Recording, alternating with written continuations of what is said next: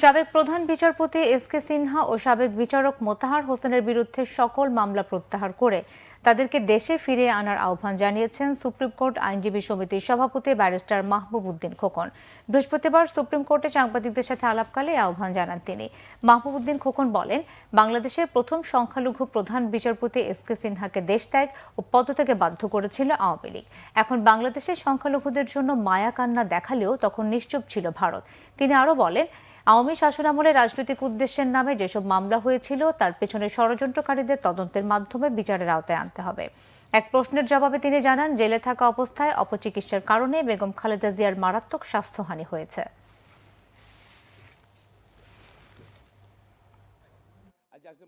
সাবেক প্রধান বিচারপতি এস.কে সিনহা এবং মোতাহার হোসেন সাহেবের তাদের বিরুদ্ধে মিথ্যা মামলা করা হয়েছে, সেগুলা ব্যাপারে তদন্ত হওয়া উচিত এবং বেগম খালেদার বিরুদ্ধে, তারেক রহমানের বিরুদ্ধে, অন্য রাজনীতিবিদদের বিরুদ্ধে যেসব ষড়যন্ত্র মামলা করা হয়েছিল শুধু রাজনৈতিক কারণে, সে ব্যাপারে আমার মনে হয় তদন্ত করে যেসব পুলিশ, যেসব দুদকে যেসব আয়ু ছিল, ইনভেস্টিগেশন অফিসার, দুদকের চেয়ারম্যান ছিল, কমিশন ছিল, তাদের ব্যাপারে ব্যবস্থা গ্রহণ করা যায় মনে করি।